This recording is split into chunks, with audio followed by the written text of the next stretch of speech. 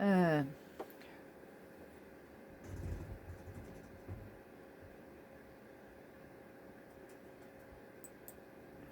오늘 모빌리티 TV예요. 모빌리티 TV. 2025년도 11월 27일자 기사입니다. 모빌리티 TV.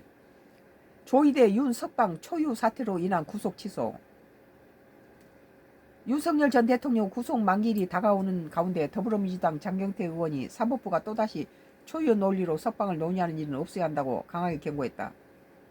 그는 과거 윤석열 대통령 석방 과정에서 전례 없는 논리와 검찰의 항고 포기 등 이례적인 결정이 있었다며 조희대 대법원장을 향해 다시는 석자도 꺼리지 말라고 압박했다. 그 대법원의 12명의 판사는 잘했다고 봐요, 나는. 장원은 27일 MBC 라디오 김종배의 시선집중에 출연해서 설마 그런 일이 또 있겠냐 싶지만 이미 구속기간을 시간 단위로 계산해 석방한 초유 사태로 인한 구속 취소, 검찰이 즉시 항고도 포기한 히디어 사건이 있었다고 말했다. 이어 조희대 사법부에서는 또 히디어 논리가 나올지 우려된다며 사법부는 석방의 석자도 입에 넣지 올리지 말아야 한다고 비판했다. 윤 전 대통령이 지난 7월 19일 내란 음모 및 직권남용 혐의 등으로 구속 기소했다. 형사소송법상 1심 구속재판의 기한은 최대 6개월로 구속 만기일은 내년 1월 18일이다.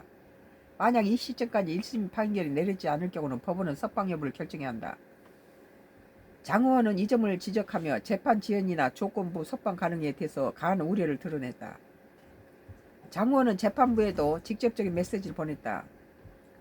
윤 전 대통령 사건을 맡고 있는 서울중앙지법 형사 25부 지기현 부장판사를 향해 내년 2월 법관 정기 인사를 앞두고 있다. 법관으로서 마지막 자존심과 명예를 지키길 바란다며 그 전에 1심 선고를 마무리한다고 강조했다. 협박하는군요.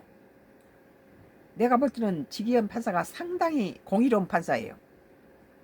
이어 한덕수 전 국무총리나 김용현 전 합창의장의 판결이 윤석열 대통령보다 먼저 나올 것으로 보인다며 윤 전 대통령이 1심 내년 1월 21일 한 전 총리 선고가 이후가 될 것이라는 가능성이 크다고 덧붙였다. 한편 장 의원은 전날 내란 방조 혐의로 불구속 기소된 한덕수 전 총리의 내란 특검팀이 구형한 징역 15년이 생각보다 약하다고 평가했다. 미쳤네요.